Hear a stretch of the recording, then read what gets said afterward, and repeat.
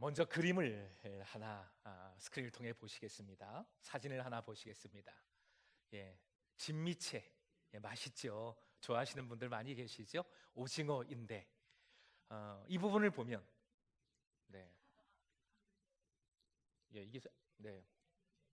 이게 고장났네요. 제가 아끼는 건데 나오질 않네요. 참. 어쨌든 맨 위에 저 분홍색 빨간 걸로 이렇게 네모 친 부분, 오징어의 본고장 어디입니까? 그러면 이 오징어가 주문진에서 난 거구나 생각하잖아요. 그런데 그 아래쪽으로 가보면 오징어 가로하고 페루산이라고 되어 있습니다. 도대체 이 오징어의 고향은 어디인가 헷갈리지요. 요즘은 속지 않으려면 분별하는 지혜가 필요합니다. 오늘 본문에도 지혜가 나오지요. 그런데 이렇게 섞지 않는 정도의 지혜가 아니라 좀 더 근본적인 지혜, 행복의 열쇠가 되는 지혜입니다. 하나님께서 꿈을 통해 왕이 된 솔로몬에게 말씀하고 계십니다. 구약 시대의 꿈은 지금 우리가 가지고 있는 뭐와 동일합니까? 바로 나와야 되는데 우리가 가지고 있는 뭐와 그렇습니다. 성경과 같습니다. 구약 시대에는 성경이 있었나요? 없었나요? 없었지요. 없습니다. 기록된 말씀이 없었어요. 그래서 꿈이나 또 특별한 계시를 통해서 말씀하여 주셨습니다. 우리가 가지고 있는 성경과 그래서 동일한 것이지요. 성전 건축을 막으신 다윗의 성전 건축을 하고자 하는 그 마음을 막으신 하나님께서 오히려 다윗의 집을 지어주시겠다 약속해 주셨죠. 다윗에게. 그런데 오늘 말씀을 보니까 솔로몬에게는 먼저 질문을 던지십니다. 내가 무엇을 줄까? 다 구해봐라. 무엇을 줄까? 와우. 이런 말씀 들으면 얼마나 좋을까요? 무엇을 주랴? 혹시 여러분 하나님께로부터 이 말씀을 들으신 분이 계십니까? 없습니까? 있어요. 이미 우리가 다 들었어요. 말씀으로 확인을 해볼까요? 요한복음 14장 14절입니다. 너무 시치미를 뚝 떼고 계셔가지고 요한복음 14장 14절 시작. 내 이름으로 무엇이든지 내게 구하면 내가 행하리라. 꿈으로만 말씀하시면 할렐루야 이거 이미 우리에게 성경에 약속의 말씀으로 주셨는데 우리가 모르면 안 되지요. 또 확인해 보지요. 마태복음 7장 7절에서 8절 말씀 같이 읽겠습니다. 시작. 구하라 그리하면 너희에게 주실 것이요 찾으라 그리하면 찾아낼 것이요 문을 두드리라 그리하면 너희에게 열릴 것이니 구하는 이마다 받을 것이고 찾아낼 것이요 두드리는 이에게는 열릴 것이니라. 아멘이십니까? 이미 주셨잖아요. 우리에게 말씀을 주셨어요. 전에 부흥회에서 지난 부흥회에서 강사 목사님이 그 사울 시대에 물맷돌 부대가 있냐 물어보셨잖아요. 사실은 제가 얼마 전에 이 강단에서 다윗 그 사건을 이야기하면서 사울 시대에 물맷돌 부대 있다고 분명히 말씀드렸거든요. 뒤에 앉아서 기대했습니다. 있다고 생각하시면 손 들으세요. 많이들 드시겠구나. 한 분도 안 드시더라고요. 들었어요? 들었습니까? 좀 높이 드시지. 저는 안 보여서 한 분도 없구나. 실망을 좀 했었지요. 들으셨군요. 제가 자꾸 반복한다고 했던 말 또 한다고 뭐라 그러시면 안 됩니다. 우리가 자꾸 들어야 돼요. 이미 말씀해 주셨어요. 이미. 대답이 중요하겠습니다. 솔로몬 왕은 하나님의 이 질문에 엄청난 대답을 했지요. 이 대답을 이렇게 표현을 합니다. 역발상적 대답이라고. 뭔가 평범한 그냥 생각할 듯한 그런 대답이 아니라 완전히 의외의 뒤바꾸는 그런 대답을 했다는 것이지요. 따라해 주시기 바랍니다. 역발상적 대답. 11절에는 이 대답이 얼마나 역발상적이었던지 깜짝 놀라시는 듯한 하나님의 말씀이 잘 나타나 있습니다. 제가 읽어드립니다. 이에 하나님이 그에게 이르시되 내가 이것을 구하도다. 자기를 위하여 장수하기를 구하지 아니하며 부도 구하지 아니하며 자기 원수의 생명을 멸하기도 구하지 아니하고, 이런 것들은 평범한 것이지요.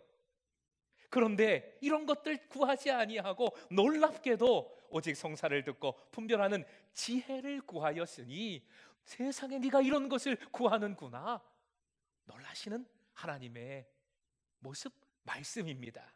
역발상적인 대답을, 너무나도 역발상적인 대답을 했기 때문이지요. 어떻게 이런 대답을 할 수 있었을까? 첫 번째로 그 이유를 살펴보고자 합니다. 오늘 본문 맨 첫 구절 3절로 가보지요. 3절 4절 쉬운 번역으로 옮겼습니다. 이 3절 4절 말씀이 역발상적인 대답의 열쇠가 됩니다.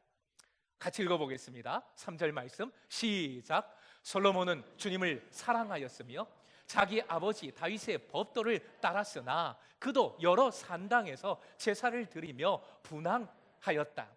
사실 산당이라는 것, 하나님 앞에 좋지 못한 모습이긴 합니다.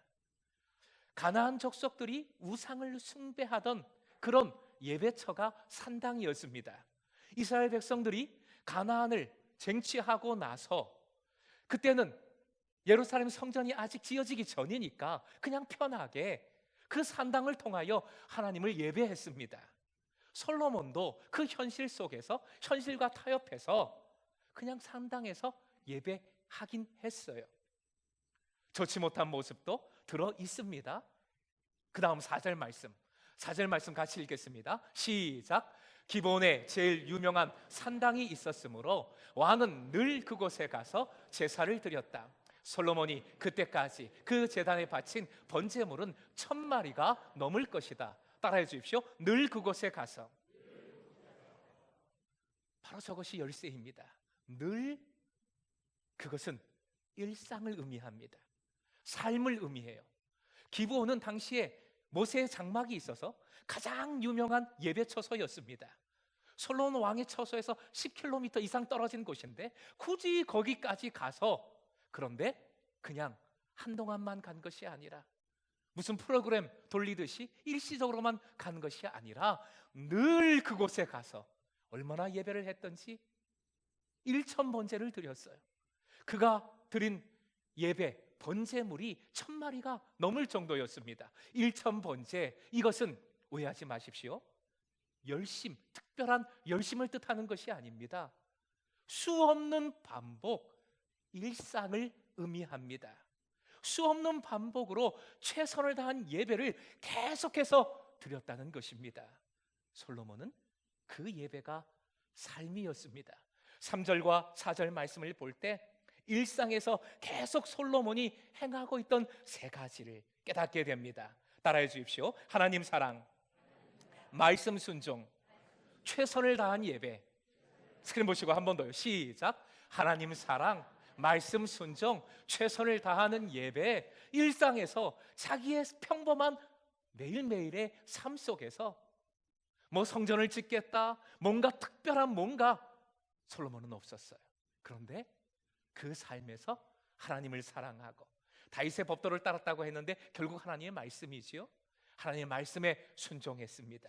그리고 최선을 다해서 예배했습니다. 늘 그곳에 가서. 늘 솔로몬은 그렇게 살았어요. 그렇게 일상을 믿음으로 살다 보니까 질문을 받았을 때 솔로몬은 그 모든 것 제쳐두고, 다른 사람이 마땅히 구할 것, 구해야 할 것을 제쳐두고 지혜로운 마음, 듣는 마음을 구했던 것입니다. 역발상적인 대답을 할 수 있었던 것이지요. 무엇이 중요한디? 이 믿음의 일상을 통해 자연스럽게 가장 중요한 것이 무엇인지를 깨닫고 그것을 대답했던 것입니다. 바로 이 지혜, 오늘 본문을 통해 이 지혜를 얻어 하나님 앞에 마음에 쏙 드는 여러분 되시길 주님의 이름으로 축복합니다. 이번 부흥의 가장 중요한 핵심 메시지 중에 하나는 이거라고 생각합니다. 믿음은 프로그램이 아니다. 우리의 삶, 일상이다. 스크린 보시고 읽겠습니다. 시작. 믿음은 프로그램이 아니다. 일상이다. 신앙 교육도 동일합니다. 교육은 과거에는 주일학교 1시간에만 집중했어요.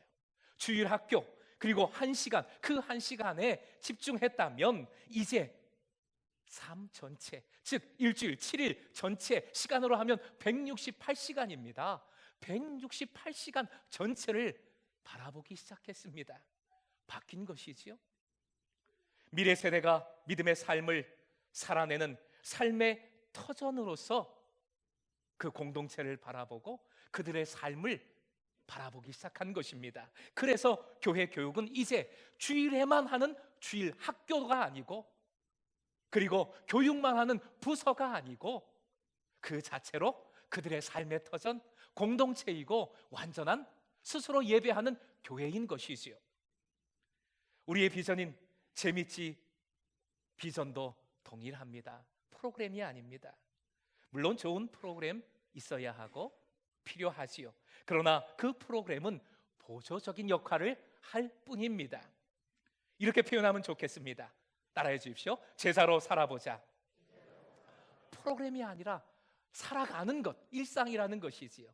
한 번 더요. 제자로 살아보자. 우리 앞뒤사로 이렇게 인사했으면 좋겠습니다. 재미지게. 이 뜻은 재미지가 있게 합쳐서 재미지게 살아봅시다. 서로 인사 한번 나누시죠. 재미지게 살아봅시다. 주고받는 표요처럼 제가 먼저 재미지로 그러면 여러분 살아보자, 제가 살아보자 하면 여러분 재미지로, 이렇게 다시 한번 기억을 해야 되니까 한번 해보겠습니다. 재미지로 살아보자. 재미지롱 약간 놀리는 것 같은 느낌이 드는데 기억하십시오. 재미지는 사는 겁니다. 일상입니다. 믿음을 일상으로 보는 것, 변하지요. 뒤바뀐 것입니다. 역발상적인 사고입니다. 그리고 주일학교 1시간에서 이제 그 1시간이 아니라 그 나머지 시간 168시간을 교육의 현장으로 바라보는 것, 역발상적인 전환입니다. 지금이 모두가 걱정하는 교회의 위기라고 합니다. 장로님 기도해 주신 것처럼 오히려 세상이 교회를 걱정하는 시대를 우리가 살아가고 있습니다. 그러기에 성전 건축을 원하는 다윗의 그 발상을 거부하신 하나님의 역발상이 필요한 것이지요. 하나님의 역발상이 절실히 필요합니다. 그래야 위기를 돌파할 수 있는 것이지요.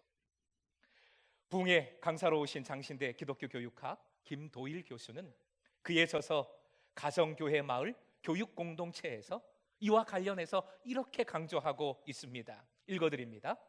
가르침으로는 지식을 학, 즉 배우게 되나 이제는 습, 즉 익히는 삶을 통하여 진정한 변화를 체험하고 감동을 받아 본받고 싶을 때 일어나는 신비한 과정을 종합적으로 경험하여야 한다. 가르치는 것은 머리를 채우지만 익히는 삶을 통해 전체적인 변화를 일으켜내야 한다는 것입니다. 그 다음 글은 같이 읽겠습니다. 그 다음부터는 같이 읽겠습니다. 시작. 기독교 교육의 역발상적 핵심은 이것이다. 사람은 어떤 사람의 가르침으로 변하기보다는 자신이 속한 공동체에서 영향을 받아 변하게 된다. 그래서 공동체가 중요하고요, 공동체의 삶이 중요합니다. 일시적인 가르침으로, 강압적인 가르침으로 신앙을 절대로 내면하지 않습니다. 오히려 거부하지요. 겉으로는 네네 하면서 속으로는 거부합니다. 받아들이지 않습니다. 교회마다 분위기가 있어요. 영적인 분위기. 저도 여러 교회를 경험했지 않겠습니까? 우리 금성교회에서 날 때부터 지금까지 신앙생활 해오신 우리 교우들, 어르신들은 잘 모를 수도 있어요. 그런데 교회마다 영적인 분위기가 구별이 됩니다. 그거 누가 가르쳤습니까? 무슨 교육과정이 있습니까? 없음에도 불구하고 자연스럽게 어르신부터 아이들까지, 어린아이들까지 신기하게 닮아 있어요. 그 분위기가 같이 느껴집니다. 바로 이거지요. 공동체의 삶이, 공동체의 믿음이, 공동체의 이 공간이 사람을 진실되게 진정으로 변화시키는 것입니다.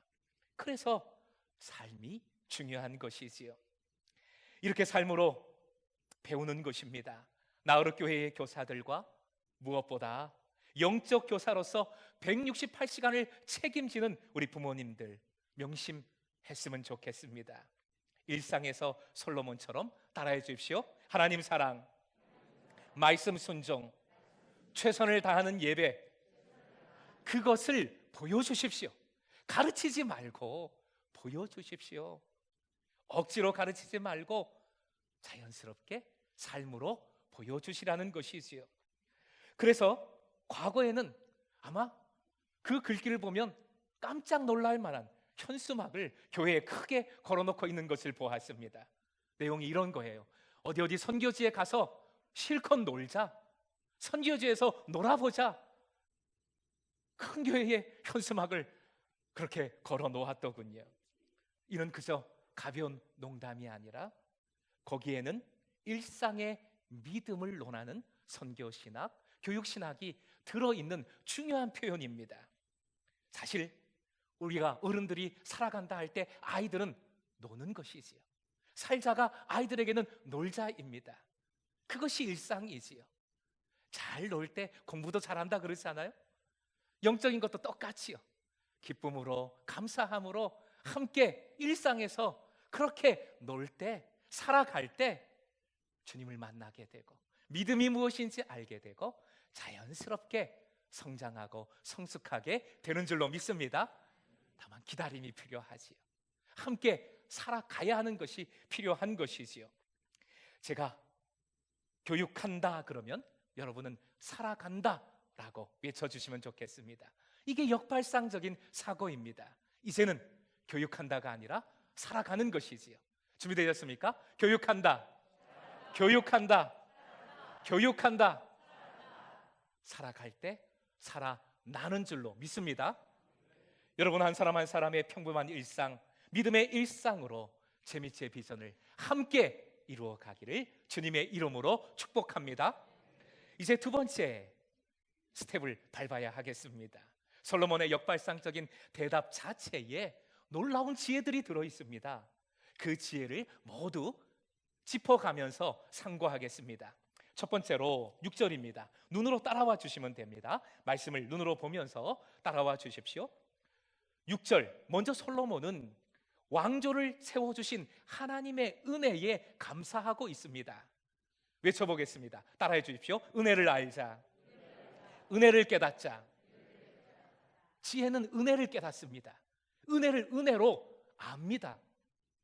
7절로 가보면 6절 후반부에 은혜에 걸맞는 삶의 모습 또한 알고 있습니다. 아버지가 행한 것이라고 표현한 것들인데 성실과 공의와 정직한 마음이라는 표현들이 나옵니다. 이 세 가지 뜻은 한 가지입니다. 변하지 않았다는 것입니다. 변하지 않음으로 끝까지 하나님 앞에서 믿음으로 살아갔다. 지혜는 변하지 않음입니다.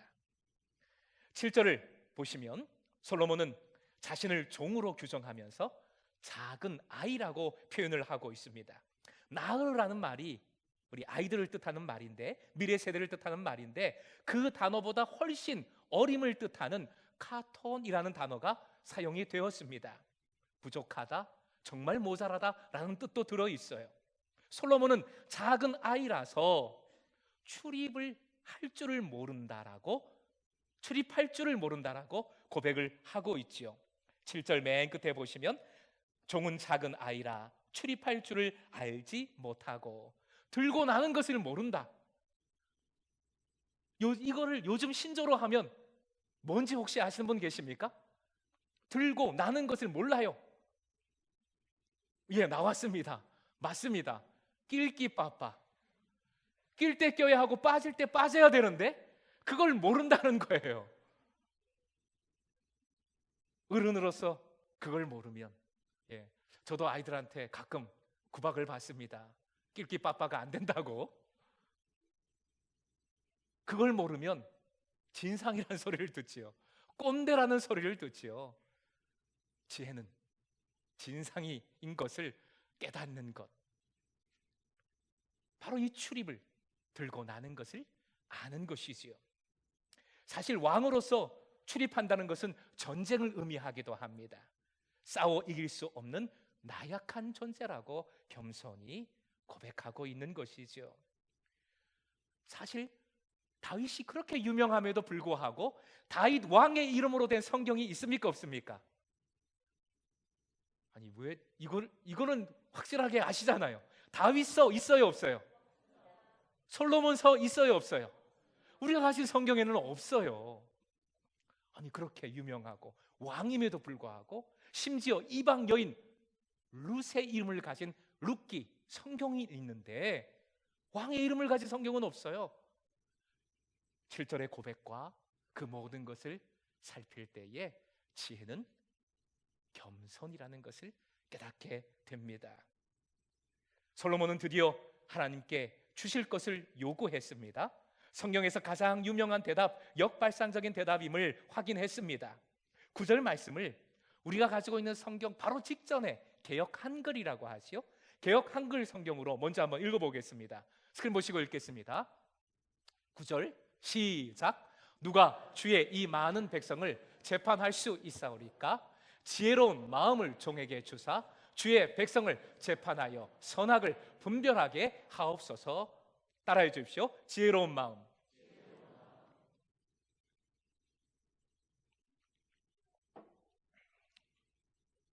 자, 이 말씀을 죄송합니다.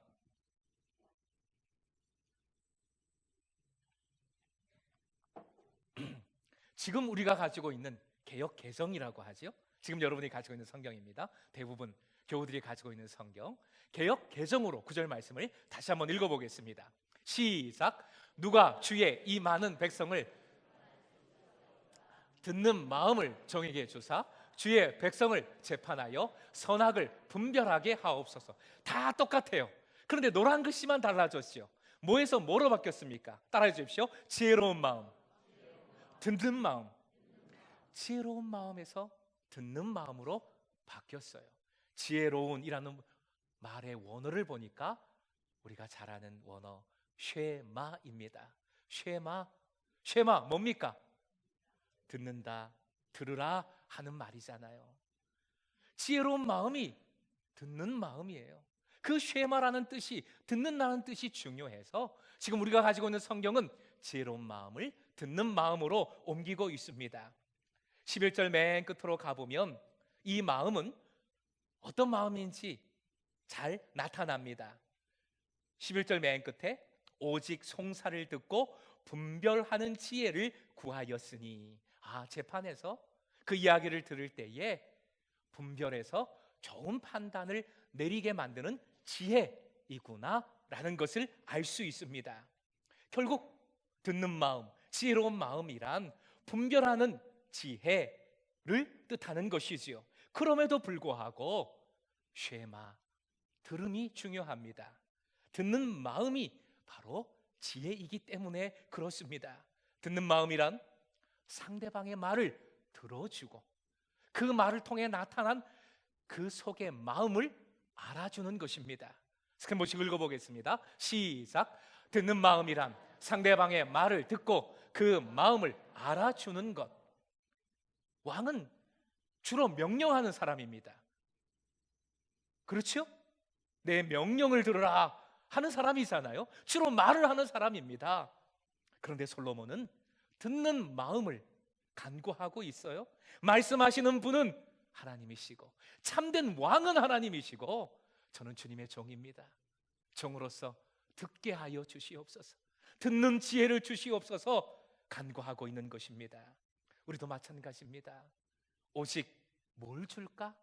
참 좋은 말 같은데 사실은 그 말 함부로 하면 안 될 것 같아요. 그 말 함부로 하면 교만해질 수 있고 나도 모르게 꼰대가 될 수 있습니다. 하나님께서 하시는 말씀이고 그것은 우리는 듣는 것이지요. 들어주는 것이지요. 들으면서 그 사람의 마음을 알아주는 것입니다.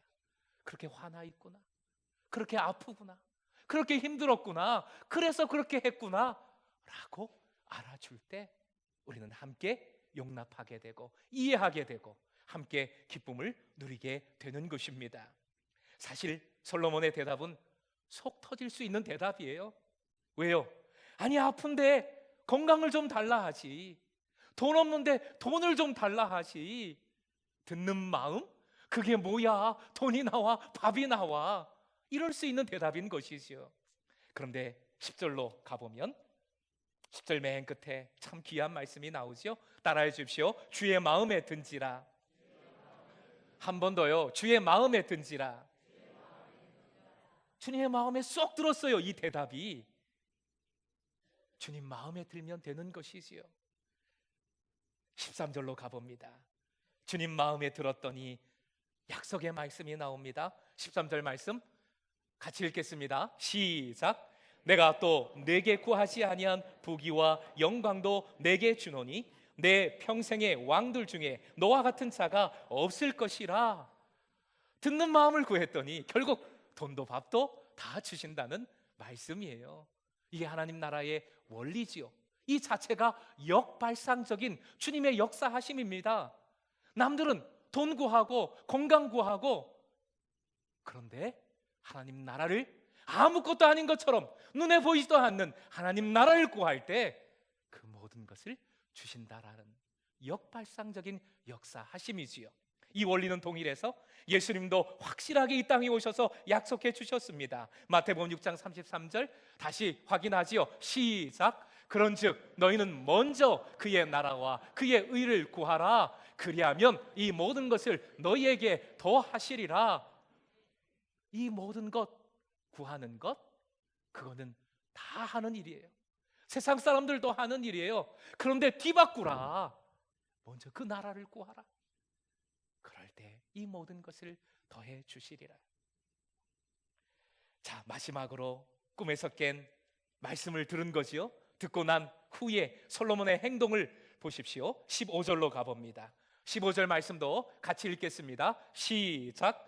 솔로몬이 깨어보니 꿈이더라. 이에 예루살렘에 이르러 여호와의 언약궤 앞에 서서 번제와 감사의 제물을 드리고 모든 신하들을 위하여 잔치하였더라.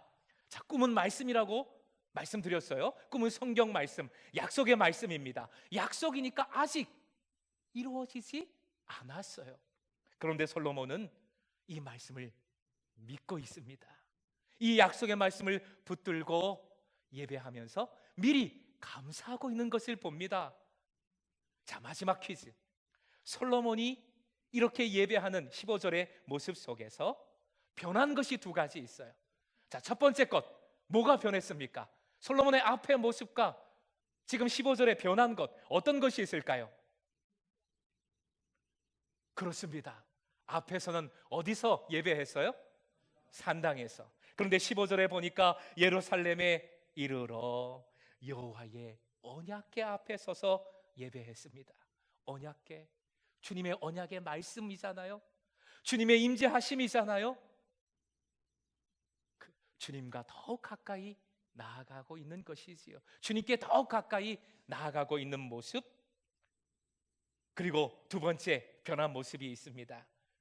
15절 맨 끝에 제물을 드리고 난 다음에 모든 신하들을 위하여 잔치하였더라. 하나님과의 좋은 관계 속에서 본인만 할렐루야 한 것이 아니라 신하들과 함께 잔치를 벌였어요. 이웃들을 섬겼어요. 하나님의 사랑으로 이웃을 사랑하고 있는 모습. 솔로몬이 마치 재미치 공동체를 실현하고 있는 것이지요. 누룩처럼 커지고 번지는 하나님 나라를 이루어가고 있는 솔로몬의 모습입니다. 사랑하는 예배자 여러분, 대림절이 시작되었습니다. 대림절은 기다리는 절기입니다. 전에는 대강절이라고 했는데 요즘은 대림절이라고 많이 표현을 해요. 대강절 했더니 하도 대강 그냥 이 절기를 보내서 그런 건 아닌가. 대림절, 주님의 대림 오시는 것을 기다리는 절기입니다. 믿음으로 기다리는 자에게 주님은 반드시 오시는 줄 믿습니다. 솔로몬은 일상의 믿음으로 역발상적인 지혜를 구하고 하나님의 임재하심을 경험했습니다. 본문의 솔로몬을 통해 하나님께서는 믿음이 어떻게 믿는가에만 그치는 것이 아니라 어떻게 사는 것임을 우리에게 알려주고 있습니다. 믿음은 어떻게 사는 것인가 하는 것입니다. 사랑하는 예배자 여러분, 은혜를 깨달으십시오. 변하지 않는 믿음으로 주님을 따르십시오. 겸손하십시오.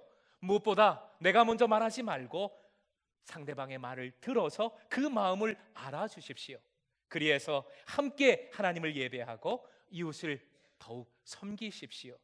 이것이 하나님 마음에 쏙 드는 지혜입니다. 하나님 나라를 이루는 지혜요, 내가 행복해지는 행복의 열쇠, 행복의 지혜입니다. 스크린 보시고 한번 읽어보겠습니다.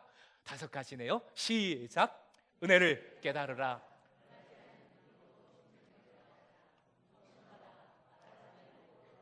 그리고 그 마음을 알아주라. 함께 하나님을 예배하고 이웃을 더욱 섬기라. 이 지혜를 구하고 이 지혜를 행함으로 모든 것을 더해 주시는 역발상적인 하나님의 역사하심을 누리는 여러분 되시길 주님의 이름으로 축복합니다.